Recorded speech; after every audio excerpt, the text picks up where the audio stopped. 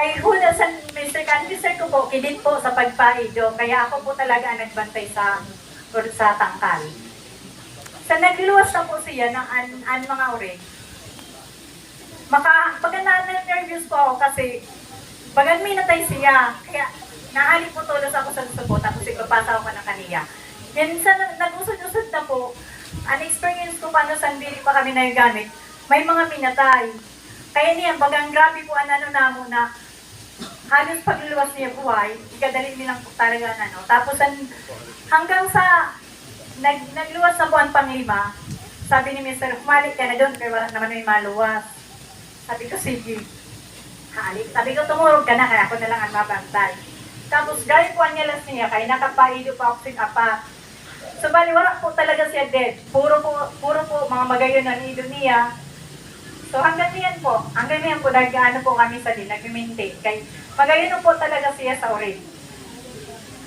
Yan, siguro ko po, mas pagayon na maggamit kita sa mga food supplement. Kasi po pag health is wealth.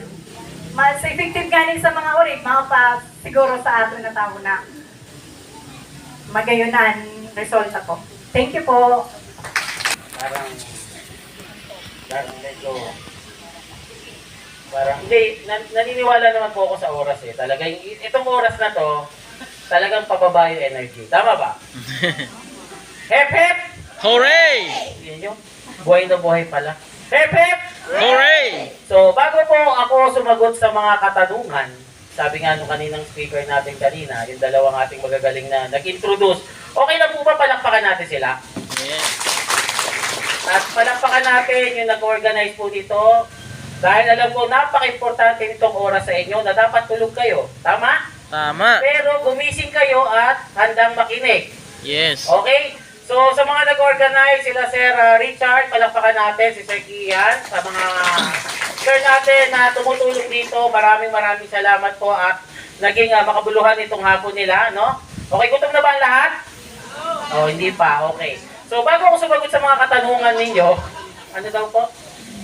Okay, so kanina may sinasabi dito, user. Tama ba? May user pa po ba sa agrikultura?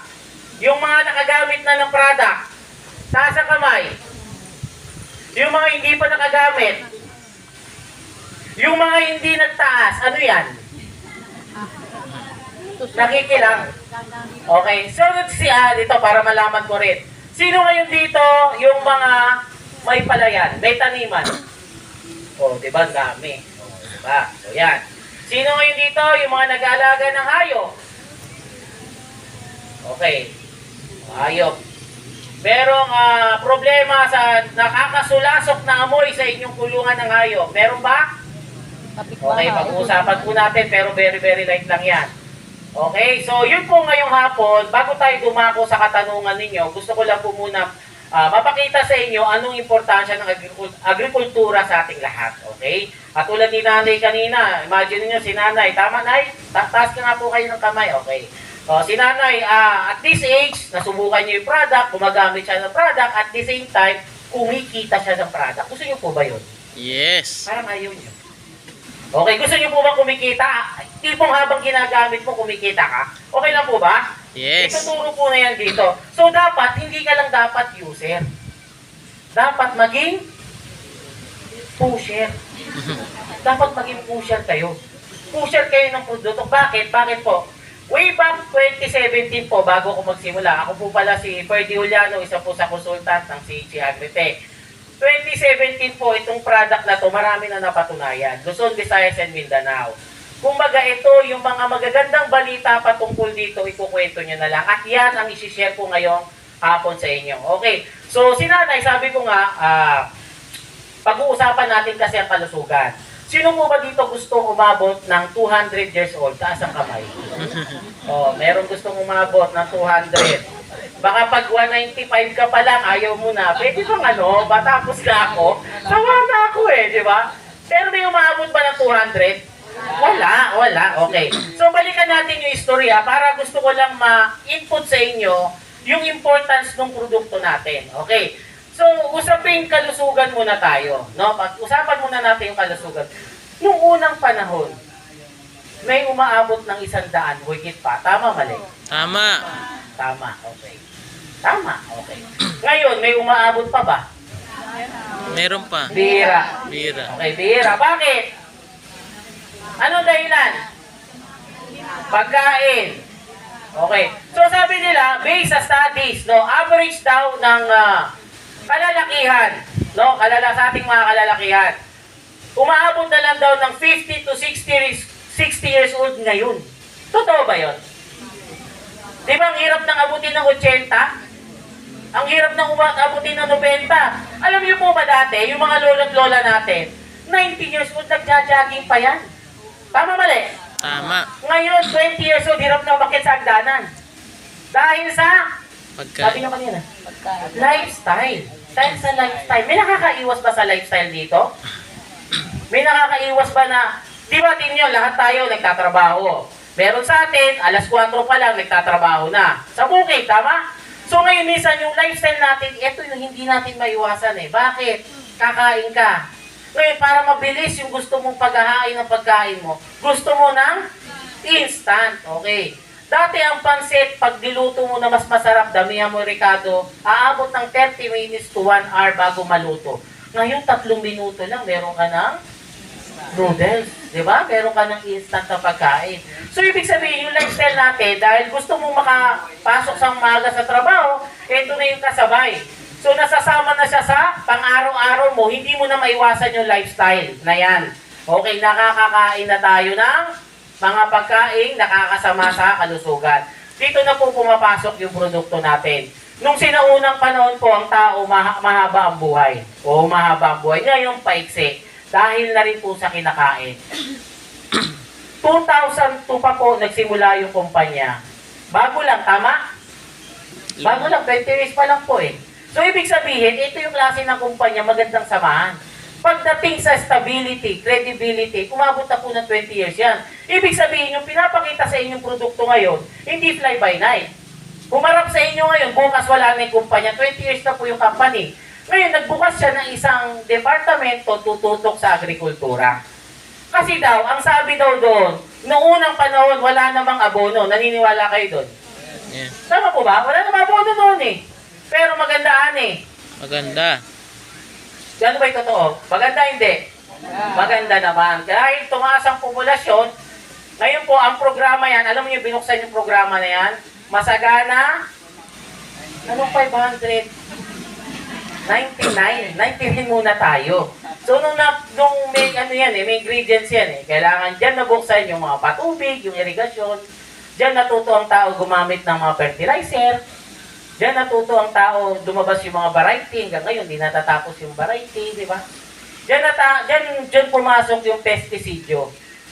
O ngayon, nasolusyonan ba yung problema sa peste? Yes or no? Hindi, nagpalit lang ng brand. Tama ba? Nagpalit na ng brand. Peste pa rin, may peste pa rin. So, ibig sabihin, yun yung problema. Lagi na lang pong may gano'n. So, ibig sabihin po, ito na yung nakasanayan. No? Ngayon, sa kada tagal na pag-araro, paggamit sa lupa, tandaan nyo po ang lupa nyo, sa katagalan, nasisira ng nasisira. Ito ngayon ang tanong ko sa mga nagtatanim. Ano po yung ginagawa nating paraan ngayon para maibalik natin yung sigla na lupa? Bagabono. Hindi na kasi, kailan kasama na yan. So, ito yung may tutulong ko ngayon sa inyo. Ito yung ipapaliwanag ko ng saglit lang naman din. Okay lang po ba? Yes. Hindi pa ako nagsisimula eh. Okay lang. Okay lang po? Yes. So, ano lang to, tatagalan to ng 2 minuto at 3 oras. Saglit na. So, balikan po natin yung agriculture, no? Kasi binanggit kanina, maganda mapag-usapan, may nag-aalaga ng hayop dito, may nagtatanim dito. May mga product tayo na kung saan makakatulong pa sa inyong pananim para mapaganda. Okay po. Walang ibang way po ngayon para mapabalik yung sigla ng lupa. Kasi medyo mahirap yung gugugulin nyo, taon din yung gugugulin nyo para maibalik. Narito ang isang teknolohiya na galing pa sa Japan na kung saan makakatulong sa atin unti-unting ibalik yung mga sustansya at mga nawawala sa lupa. Okay, simulan po natin sa activator. Ito yung activator. Ito pala. Iba na kasi kulay. Sorry. Okay, so i-mention ko po muna yung paggamit nitong activator at the same time. Maganda ito sa, sino dito yung nag-aalaga ng baboy? Backyard farming. Sino na yung nakagamit ng activator sa kulungan? Isa, dalawa. Okay, maganda po ba effect? Yes or no? Yes. Parang hindi. Laksan po natin. Maganda po ba effect? Yes or no? Yes. Yes daw. Okay, ganito ba? Turuan ko kayo. Mas maganda gumamit kayo ng activator. Bakit? Sino dito yung nakaranas na inuubo yung baboy? Inuubo. Nagkakaroon ng sakit sa respiratory. Inuubo, nagkakasakit. Wala? Sinisip. Okay. Ganito po yan. Kapag sobrang masangsang o yung dumi nila, hindi natin masyadong napaproper yung management natin, nalilinis, tumataas po yung ammonia level sa kulungan. Ano paano yung ammonia level? Yung dumi po kasi ng baboy na yan, mataas po yung content po niya ng ammonia. So, yung ammonia po yan, pag pumasok sa katawan nila, sa kalusugan nila, tinatakaan din po yung baga nila, yung respiratory nila. So kung tayo nga, hindi tayo makalapit doon sa kulungan at sobrang masangsang yung amoy, yung baboy pa kaya, hindi lang talaga sila makapagreklamo eh. Oo, bakit po? Baboy kasi sila. Di ba? So ibig sabihin po, ito yung masamang nakaka-apekto sa kanila. Kaya, apektado kanina may nagsalita po sa mortality rate eh. Ibig sabihin, yung mga nabubuhay. Yung mga nabuhay against doon sa mga namatay. So mamaya explain ko rin po. Mabisa po ang activator natin, lalo na kung kayo'y nirereklamo na ng kapitbahay nyo, hindi niya sinasabi sa kapitan kung sino yung nagrereklamo, ito ang panlaban nyo sa kanila. Ang gagawin nyo lang po dito, meron naman technician yata dito na magtuturo sa inyo, pero for the meantime, ang share ko po sa inyo, ito po yung meron tong small pack. Okay, pakinggan niyo po lahat yung sasabihin ko ha, para mamaya, may parapol ba tayo, sir? May parapol ba tayo mamaya? Meron? O gusto niyo po ba ng parapol? Para mamaya, pakinggan niyo po yung sasabihin ko, para mamaya konti na lang idadagdag natin, baka kayo mabunot mamaya sa raffle. Okay lang sa inyo yun? Yeah. Okay, so meron po itong 100 grams, no? Yung maliit na pack lang. Pwede niyo subukan yun kung talaga nagdududa kayo.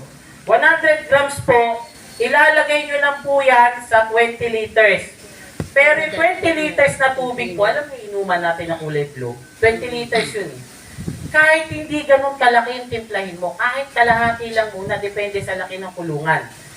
So pag in-spray mo po yan, tingnan nyo, magbumilang kayo ng mga 30 minutes to 1 hour, bawas na po yung amoy niyan. Okay, sa mga nakagamit, tested and proven na po nila yan. So maganda yan, pampababa ng kung hindi nyo masyadong nalilinis, kung nare-reklamo na kayo, mabisa po yung pang-alis ng amoy sa ating kulungan ng baboy, kulungan ng manok, kulungan ng aso, kahit sa CR, yan, pwede po yung gamitin. So yan ang kagandahan niya, nagamit po natin sa mga alaga natin, hayop. Meron pa po isang tulong ito, no? Pagdating po ito sa ating palayan, okay. Sino po ba dito yung nagla-land prep ng kanilang tanim bago tamnan? Na-land prep, o baga nire-ready lupa. Bakit po nire-ready ang lupa? Para maganda. Bago tamnan. Bakit kailangan i-land prep? Para magandang tubo. Para mabulok yung damo. Wala pong maling sagot dyan. Ano pa po? Bakit? Para lumambot ang lupa. Ibig sabihin po, bago kayo magtanim, napaka-importante number 1 na kinukondisyon nyo muna yung lupa. Okay, number 1 po yan, kinukondisyon natin yung lupa. So, ang good news, si activator po, may kakayanang pabilisin yung pagbubulok. Pinapabilis niya yung pagbubulok ng dayami, okay, yung mga bagay, organic matter, dumi ng hayop. Ngayon, ang good news dito, ito yung magkukonvert ng nutrients. Kasi, tandaan nyo po ha, 10 years to 20 years na kayong nagsasabog ng abono. Okay. Ang pananim po natin, walang bituka. Walang magpaprocess ng pagkain o nutrients na yan, kundi ang good bacteria. So, ganun ka-importante yung produkto natin. Kaya yung ibang nakagamit dito, ay sir, nung kagamit ako, good news, gumanda, tumaas yung ani ko, kung pwede palang babawasan yung inputs ko o yung gastos ko sa abono. Kasi, umaaray na yung ibang farmers na mga kapatid nating farmers dito pagdating sa paggamit ng abono. So ganun po, no? Maganda ma-applyan muna natin ito para po makaiwas din tayo sa fungus. Lalo na ngayon, kung mauulan, yan, may dala-dala po yan. At kung malalaman niyo po natin, no, yung ulan noon, iba sa ulan ngayon. Tama? Yung ulan noon po, hindi pa ganong polluted yung langit natin, yung ulap natin, compare po ngayon, no? So, maganda po ito, protection din po sa ating mga tanim, lalo na kapag may mga punla kayo. Okay, next, activator, nire-review lang po natin to ha, para sa kalaman na lahat. Okay, so maganda rin po itong farmer's friend. Ito naman po, number 1 na itong gamit ng aming mga kasamahan, especially yung mga kasama natin sa Occidental Mindoro, okay? Yung mga nagtatanim ng sibuyas. Alam po ba natin na malaki palang kita sa sibuyas, ano? Meron po ba dito nagtatanim ng sibuyas? Wala. May nag-i-start na po dito. Last month, nakabisita kami, last month to, nakaraan pa, sa Sorsogon City po. May nag-aaral na pong magtanim dyan ng sibuyas. Okay. So, ito naman po, hindi lang naman usapin sa sibuyas. Pati sa palay, gulay, lahat ng tanim. Kung gusto nyo pong mapababa yung acidity, o yung asim ng lupa nyo, okay, hindi po yung nagtatanim ha, yung asim ng lupa, ito po ang magandang gamitin, pampababa ng acidity ng lupa. The moment po na mataas ang acidity ng lupa ninyo, kahit bombay nyo ng isang truck na abono, hindi ibig sabihin, tataas ang ani nyo. Okay, may assurance po ba kapag dinagdagan mo yung abono mo, tataas yung ani? Yes or no? Wala. No. Makakasiguro ba tayo kapag dinagdagan pa natin ng maraming abono, tataas yung ani natin? Yes or no? No. Hindi. Alam nyo kung anong siguradong tataas? Correct. Gastos. Okay. Totoo po yan. So, ito po, makakatulong ito, no? Ito ang magpaprocess ng pagkain ng ating tanim sa lupa. Okay. Itong mga good bacteria na to, okay, nagtataglay siya. Yung 1 gramo nito, ito po ay 1 kilo. Meron tayo 100 grams. Sige, papakita natin mamaya yung 100. Yung pinamimigay kanina dito, meron tayong 100 grams eh. Okay. Ayan, yung hawak ni nanay. 100 grams po ito. Alam niyo po kung gaano karaming bakterya ito? Okay, 100 grams nito, yung 1 gram lang nito, nagtataglay ng 700 million bakterya. Ganun karami yung ibinabalik natin sa lupa. Ngayon, kung tatanungin niyo, sir, kailan ba tamang i-apply ang produkto? Okay. Itong activator, gagamitin nyo to kapag nakapag-land prep. O bago kayo mag-land prep, ito ngayon yung tanong, kasi nakapag-land prep na ako eh. Nakapag-punla na ako. Di pwede nyo pa rin gamitin ito pang-control sa fungus. Okay. Merong nagbabasal? Okay. Basal naman, kapag magbabasal ka, maglalagay ka ng abono, o pagkatapos mo lagyan ng abono, maganda lagyan mo ng farmer's friend. Okay, para saan? Number 1, para pababain niya yung acidity. Number 2, yung nilagay mong abono, siya magpapakain ito sa halaman. Kaya marami po dito eh. Marami po sa atin dito mga kapatid nating farmers. Alam niyo po ba, na maganda yung resulta eh. Okay. So, gusto ko lang din po malaman yung lahat, no? May tatanong lang po ako sa inyo para namang maintindihan natin bago tayo tumungo sa mga ibang produkto. Kapag nangailangan po ba kayo ng kapag kayo nagkasakit, sino yung kailangan natin? Doktor. Doktor, tama? Kapag tayo'y magpapatayo ng bahay, sino kailangan natin? Karpentero, architect. Alam niyo po ba sa araw-araw, laging kailangan natin ng farmer. Kasi 3 beses tayo kumain sa loob ng isang araw, hindi lang. Kaya okay lang po ba palakpakan natin ng isa't isa? Lalo na yung mga kapatid nating farmers dyan na araw-araw nagsasakripisyo gumagawa ng pagkain para sa ating lahat. So ito pong pinag-uusapan natin, hindi ito basta na pag-usapan lang. Tayo po'y unang-una, yung iba baka may mga advocacy. Pangalawa po, para sa kalusugan ito ng mga susunod na generation. Unang-una, mapababa natin yung paggamit o mabawasan natin yung paggamit ng abono. Kasi nasa batas na po yan, yung tinatawag na biofertilizer. Okay, Sir Perch, napababa ko na yung acidity ng lupa ko. Maganda na yung epekto. Anong sunod? Ito ngayon sunod. Sino ngayon gumagamit dito ng foliar? Wala pong nag-spray ng foliar. Kayo ma'am, gumagamit kayo ng foliar? Maxi Gross, yung gumagamit na pala ng foliar. Okay, ganito po yan. Pag mga top dress na, kung mamumulaklak na, magbubunga na, mag-i-start na maglabas ng ano yung ating mga tanim, kailangan niya ng additional nutrients. Yung iba hindi na makakuha niyan sa lupa. Ngayon, anong gamit natin? Itong MaxiGrow. Okay? Itong MaxiGrow. Ito ang susuporta sa nutrients sa pamamagitan ng pag-i-spray nito sa dahon. Sa dahon po. Kasi ang nutrients nito, direkta pong ini-spray sa dahon. Okay? Ayun ang kaibahan ng sa lupa saka sa dahon. Mas mabilis ma-absorb kapag sa dahon. Lalo na kapag stage ng mamumulaklak, magbubunga. Kaya maganda po i-apply ang ating MaxiGrow. Next, bago tayo magtungo sa probiotics, no? Aqualife. Sino dito may fish pan? Walang may fish pan? Walang nag-aalaga ng isda? So, lahat kayo bumibili lang ng isda, gano'n? So, ikwento ko na rin po para sa kalaman ng lahat. Okay. Yung Aqualife natin, okay. Baka may kakilala kayo, no? Maganda po gamitin yung Aqualife. Lalong-lalo na sa fish pan. Unang-una, kapag gumagamit ng feeds. Bakit? Yung feeds na ginagamit na yan, kapag overfeeding o yung mga hindi na-process na feeds at hindi nakain ng isda, nagiging toxins yan sa tubig. So, yung kakayahan po ng Aqualife, dinidecompose niya yun para mapababa din yung ammonia. Pangalawa, nagpaparami siya ng organism sa lupa na kung saan nagkikreate ito ng tinatawag na lablab. O yung sinasabi nila, mas madaling salita, lumot, nagiging additional na pagkain ng isda. Pangatlo, pinapaganda nito yung quality ng tubig na kung saan bumababa din yung ating mortality rate. Okay. So, total, wala naman masyadong nag-aalaga dito na sa fish pan. Dito na tayo sa probiotics. Okay.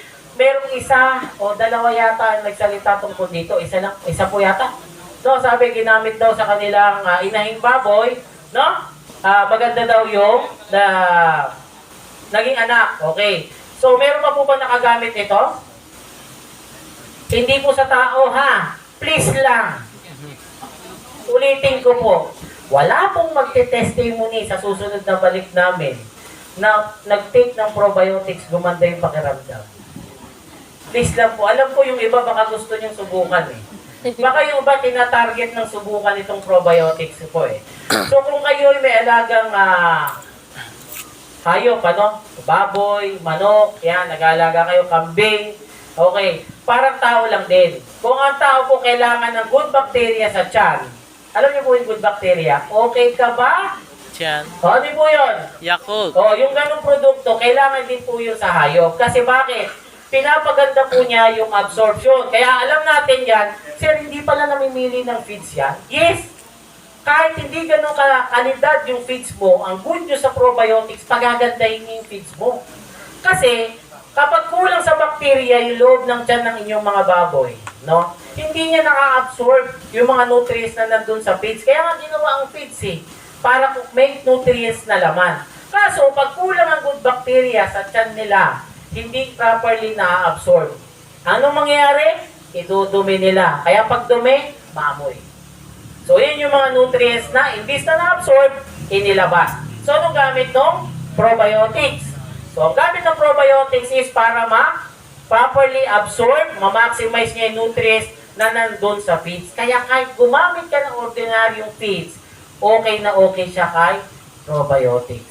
Kung gusto mong subukan, pwede mo subukan yung 100 grams. Kung nagdududa ka, pwede mo subukan yung activator. No? Babad mo ngayon, gamitin mo bukas. Isprayan mo yung alam mo may pinakamabahong area sa loob ng bahay o nasa labas ng bahay. O kung nirereklamo niya ang kapitbahay niya sa kanilang kulungan, subukan yung gamitin sa kulungan nila. Good news. Kahit mainom ng baboy, manok o kahit anong alaga nyo yan, wala yung masamang epekto sa kalusugan. Ulitin ko lang, huwag yung inumin. Huwag kayo ang iinom, ha? Okay. Pero kung sakaling mainom ng hindi tawa ng mga baboy alaga natin, hindi po nakakasama sa kalusugan nila yan. Yung product natin, safe, natural, at yung farmer's friend ay organic pa. So, okay ba yon?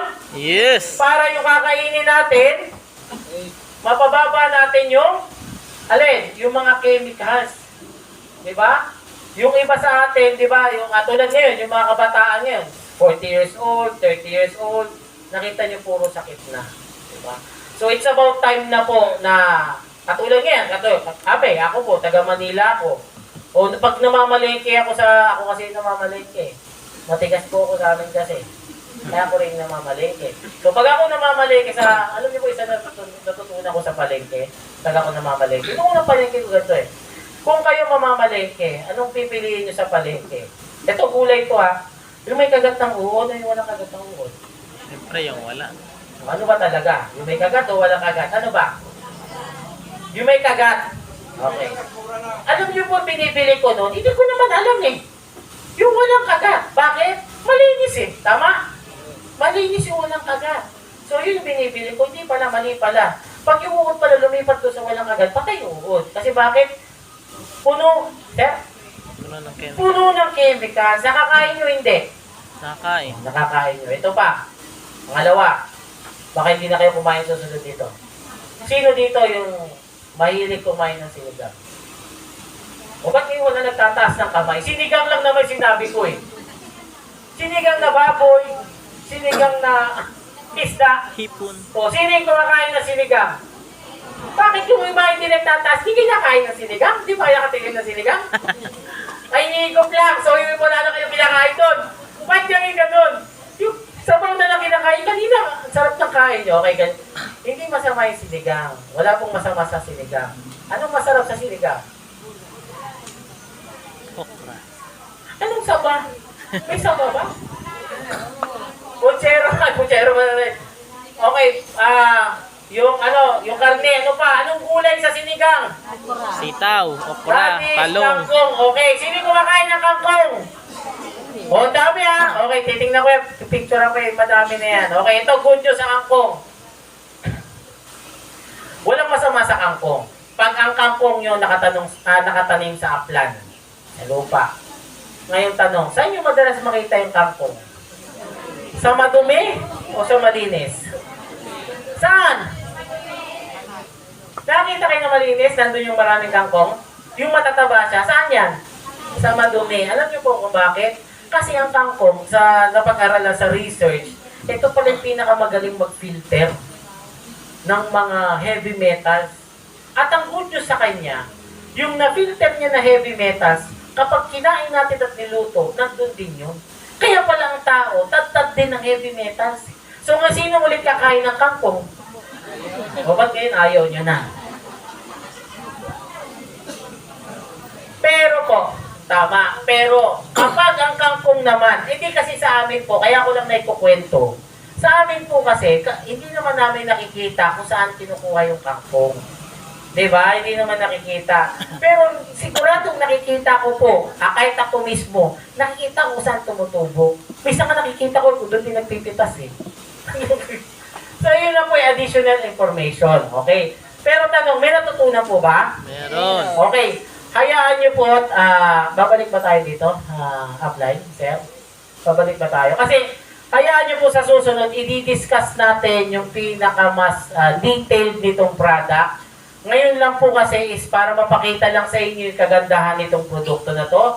At sabi ko nga, maraming pa tong matutulungan. Hindi lang po yung iba dito kung kayo nagtatanim, mga kapatid nating farmers, kung gusto niyo po makatipid sa gastusin at umaaray na kayo sa gastusin sa abono. At alam niyo po sigurado yan. Habang tumatagal po, tataas lalo gastos nyo. Kasi bakit? Yung lupa hindi naman paganda eh. Papangit eh. Okay? So, lapit po kayo dito, tutulungan namin kayo at baka sa susunod na balik namin, magkandak po kami ng detailed nito para mahimay natin lahat yan. Para makatulong po kami sa inyo. So, isa po ako sa tutulong sa inyo kung kayo'y magkaka-interest. No? Okay lang po ba yun? Kapag hindi kayo nagka-interest, ang usapan natin, wala lang. Wala tayong commitment ngayon. Pero pag kayo'y nagka-interest dito, isa po ako sa tutulong sa iyo. Okay po ba yun? Yes. So, may tanong pa po ba? O ulitin ko sa simula? Ayaw na. Okay. So, nagpapasalamat po ako sa binigay niyo pagkakataon sa akin. Pangalawa, sa oras na binigay niyo para makinig. At napaka-attentive niyo, no? Hep, hep! Hooray! Okay, so napaka-attentive niyo po. Maraming salamat po sa inyong lahat at magkita-kita po tayo sa susunod nating pagsasama. Okay, so magandang hapon.